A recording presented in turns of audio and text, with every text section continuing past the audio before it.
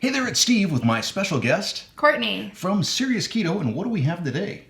We've got some IQ bars to try. Yes, we do. What flavors? Chocolate sea salt and peanut butter chip. Which I am most excited about peanut butter.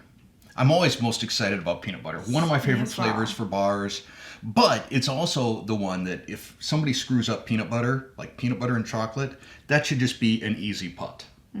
So which would you like to start off with? I've weighed my options and decided both are suitable contenders, so I don't care. Okay, well, as we read through the information on the back of the box, the nutritional information and the ingredients, chocolate sea salt is first, so Okay, that's the one. So the chocolate sea salt has 170 calories in a bar, 12 grams of total fat, 10 total grams of carbs, 8 of which are fiber, which takes us to 2 net grams of carbs, and there are 12 grams of protein. all right. In terms of ingredients, we have they're fairly similar between the two, but different enough that it's worth reading them each. So the ingredients on the chocolate sea salt are almonds, a protein blend of pea protein crisps, which contain pea protein and tapioca starch, then just plain pea protein. Well, this is a really weird use of parentheses on here, kind of confusing. So definitely pea protein in this, that much we know. Natural flavors, a prebiotic blend of tapioca fiber and vegetable fiber, cocoa, coconut oil, unsweetened chocolate, water, cocoa butter, sea salt, lion's mane, stevia plant extract, and vitamin E. I would say mostly clean, those ingredients. Some people will be concerned about the natural flavoring. That doesn't really bother me a whole lot. I'm a little bit more concerned about the two tapioca ingredients, the tapioca starch and the tapioca fiber, and whether or not that is going to spike my glucose. I want people to be able to see the texture on this close up. It kind of looks a little bit like fudge, a little bit. I mean, would you say something? Yeah. Okay, I know. Yeah, if you saw this floating in a swimming pool, get out. But in terms of size, it's about the same size. Well, actually, I'd say it's a little bit bigger than a NOLA bar from Perfect Keto. Now, for the sake of blood glucose testing, I am going to eat a half of each one of the bars. If you decide you don't like them and don't want to eat them, that's perfectly okay. But me, I got to eat the whole thing.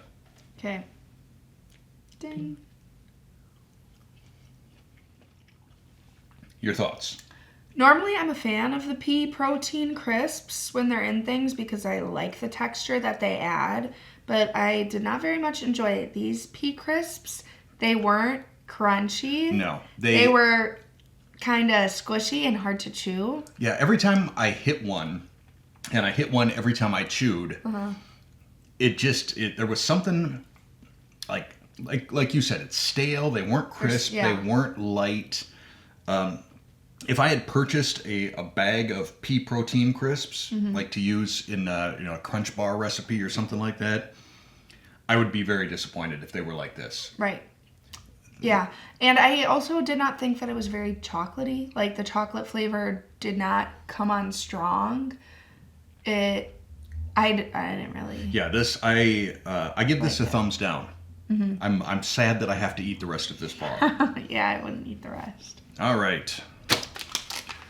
Let's hope that things get better with peanut butter chip.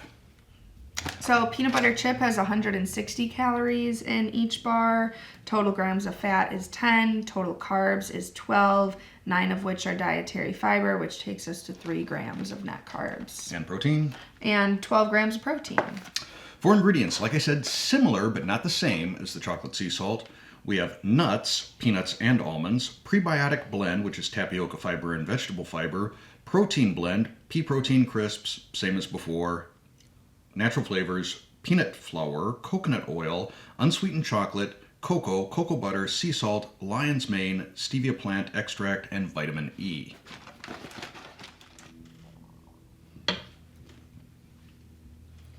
All right, we have a plane going overhead, so if you hear that noise, just try and ignore it. Dang. All right, I'll go first this time. Okay. I liked the peanut butter taste at the end. I think that's about as much as I have to say that's good about this. Again, those pea protein crisps, while they, I think, were a little bit better Better. in this, you could almost mistake them maybe for little chunks of peanut or something. Yeah. But it's still, it's just the texture as you're chewing it just was not all that great. Now, also, one of the things that makes this better than the chocolate, that chocolate one, it just absorbed every bit of moisture in my mouth. I was so thirsty after one bite. This was better. But, that's sort of damning with faint praise. Yeah. What's your thoughts? Initially hit with a little roasted peanut flavor.